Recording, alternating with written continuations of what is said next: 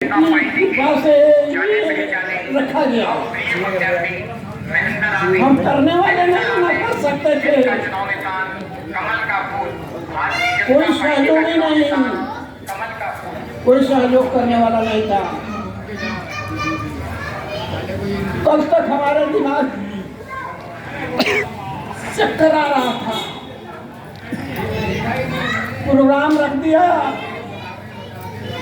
और मौसम भगवान की कृपा ऐसा ही चल रहा है।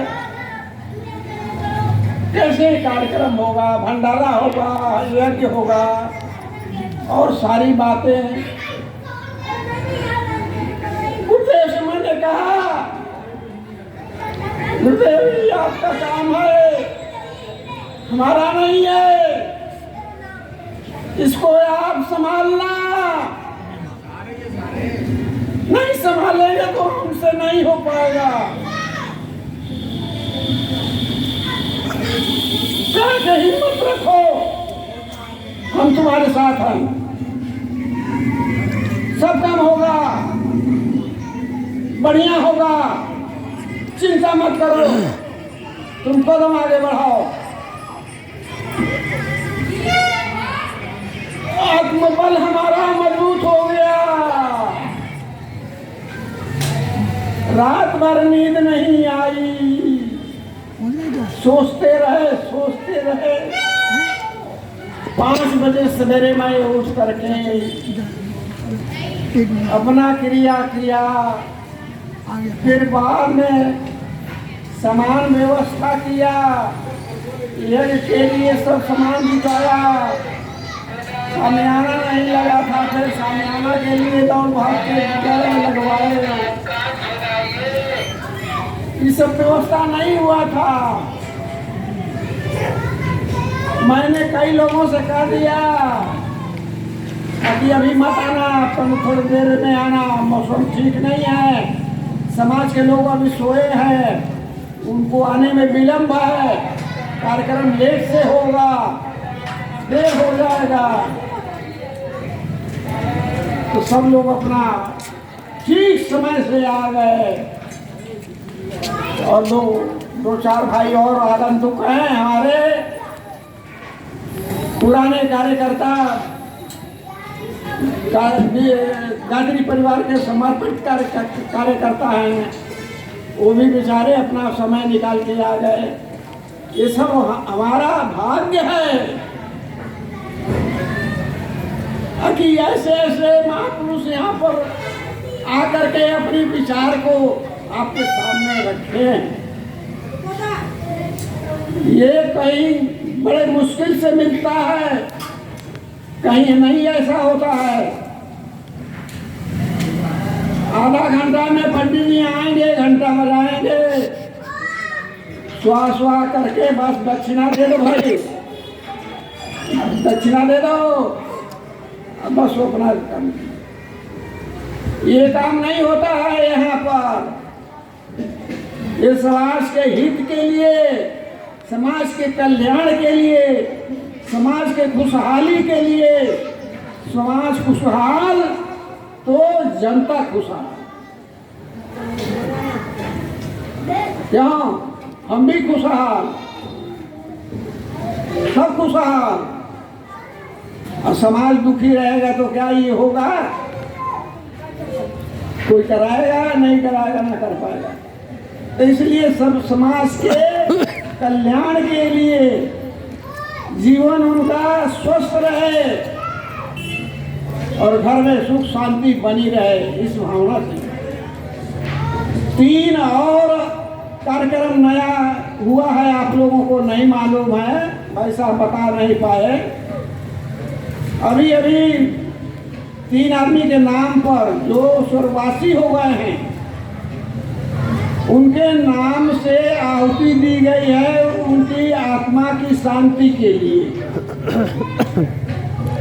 एक तो अपने मोहल्ले में ये सामने घर है, नाम हमको याद नहीं है, क्या नाम है क्या नाम है। उनकी पत्नी जो है 5 महीने 6 महीने पहले देहांत हो गया था। कुछ कर नहीं पाए, कुछ कर नहीं पाए पैसे की कमी से। अब पैसा से तो ये होता है, हमसे संपर्क नहीं किया उन्होंने, जैसे कि तैसे वो अपना कर कर तब तेरा ही था। यहाँ एक छोटे लड़की हैं गुप्ता पीपा वाले, तो अचानक झगड़ा दूसरे का, मर गया बेचारा, वो चला गया, वो किसी ने मार दिया, पत्थर उठा के सर पर लग गया, एकदम दिमाग पर, तुरंत मर गया। उसे कोई लेना देना नहीं था, लेकिन संजोग आ गया तो उनके नाम पर 3 आहुति दिया गया कि उनकी आत्मा को शांति भगवान ने।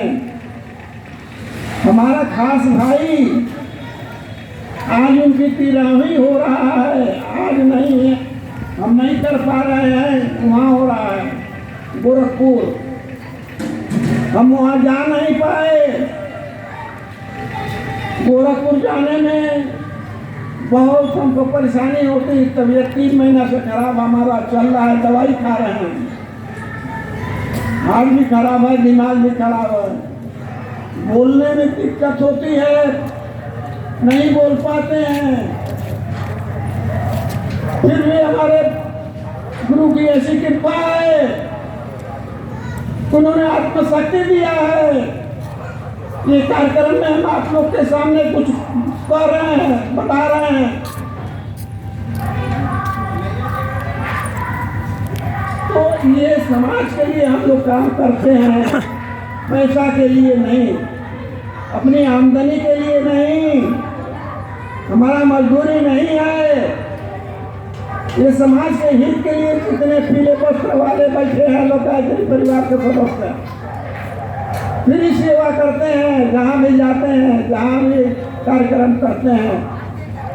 आपके पास हो तो दीजिए इनके स्थान को, संस्थान को, नहीं हो तो मत दीजिए, कोई 1 पैसा मांगेगा नहीं आपसे, आके इतना रुपया दीजिए।